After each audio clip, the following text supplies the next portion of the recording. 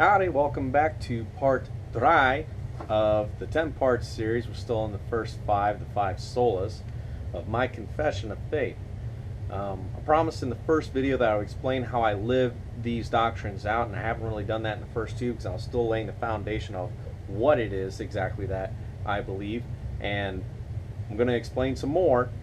And in this video we're going to cover Sola Gratia, which means grace alone. This is the one that's going to probably generate a lot of questions or objections, and I understand.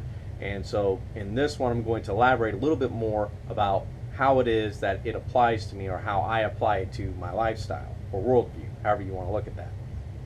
So the basic pretext of Sola Gratia is that salvation is by grace alone. So what exactly is grace? God's grace, by definition, is unmerited favor, which is to say, you didn't do anything.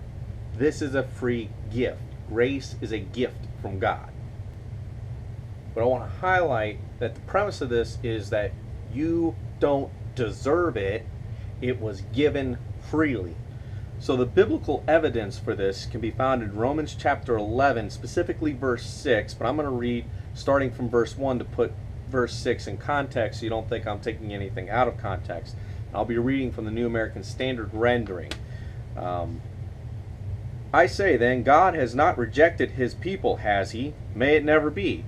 For I too am an Israelite, a descendant of Abraham, of the tribe of Benjamin. God has not rejected his people, whom he foreknew. Or do you not know what the Scripture says in the passage about Elijah, how he pleads with God against Israel? Lord, they have killed your prophets, they have torn down your altars, and I alone am left, and they are seeking my life. But what is the divine response to him? I have kept for myself 7,000 men who have not bowed the knee to Baal. Baal is this false god that they were worshiping at the time. Now, verse 5 is going to lead into verse 6, and we're getting to the important part, I promise. We're getting there. Verse 5, in the same way then, there has also come to be at the present time a remnant according to, check it out, God's gracious choice. Verse 6.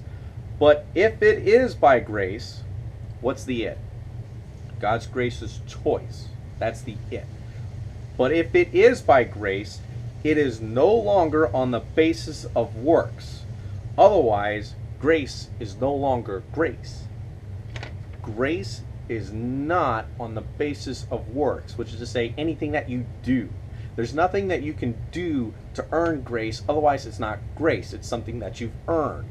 You've worked for it. It's something you've accomplished by your works. And then it's not a gift. If it was a gift, it'd be given freely.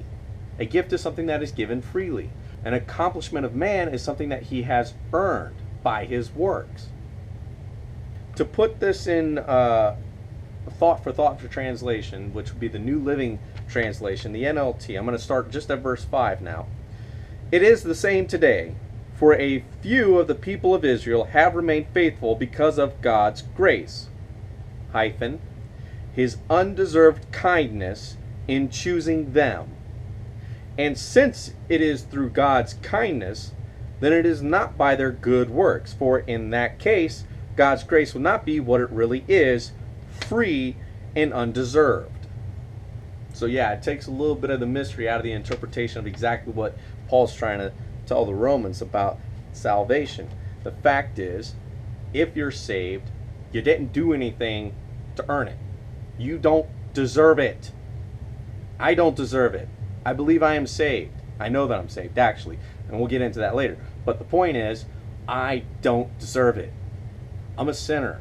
I have broken God's law. Standing before God, he would be just in sending me to hell for all eternity for the things that I have done.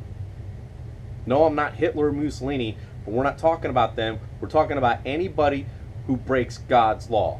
We're talking about God. And anybody who breaks God's law deserves God's punishment, which he has told us is eternity in hell. So now I want to kind of get into how does this affect me, and with this understanding, how do I live my life? Well, for one thing, this specifically speaks to me that I didn't deserve it, and God saved me. Who am I to judge anybody else on whether or not they should be saved? I can't look at that sinner and say, God's not going to save that sinner. He might. I didn't deserve it. He saved me. So what if he doesn't deserve it? God could still save him. It's God's grace. It's God's gift to whoever he wants to give that gift to. So for me, this removes a lot of prejudices that I had as a sinner. Well, let me clarify that real quick. Unrepentant sinner. Still a sinner, but I am repentant today, which means change of mind. Again, not trying to get into all that, but let's just stick with the theme of the video. There were a lot of things that I would not even talk to somebody because they were of a different political spectrum than me. Because we're never going to agree on some fundamental principles, so why even try to start a conversation? Well, salvation is for everyone, okay? And God gives it freely to whomever he gives it to. If I really believe that God's salvation is a gift given freely by him, who am I to try to restrict who he gives that to? So, being a sinner saved by grace, which is the term, I can't be prejudiced towards other sinners. I can't be, if I actually believe that. And to kind of hammer home this fact, go to Ephesians chapter 2, verse 8 and 9. Both the New American Standard and the English Standard read the exact same. For by grace you have been saved through faith, and this is not your own doing. It is the gift of God, not a result of works, so that no one may boast. Now let me just go ahead and give you the New Living Translation. God saved you by his grace when you believed, and you can't take credit for this. It is a gift from God. Salvation is not a reward for the good things we have done, so none of us can boast about it. To me, this is a great standard which to apply to a professing Christian, someone who claims they are a Christian, to see if they really are a Christian or not. Is there somebody that they're not willing to share the gospel with? Why? Gospel's for everyone. You can't hold it back. You shouldn't hold it back. You shouldn't try to hold it back, put it that way. So anyways, thanks for watching. Hey, I get a lot of feedback on these videos that help improve the quality of them. So if there's something you want me to do, say there's something about the lighting or whatever that you want to see changed up or done differently, say so, okay? I'm not going to be able to put out part 4 anytime soon because I'm going to be busy in the real world. Sorry. So you get some time, review this video, review the previous 2 videos, and if there's something you want me to change up for the next 6, let me know now. Okay? Otherwise, I'll see you next time.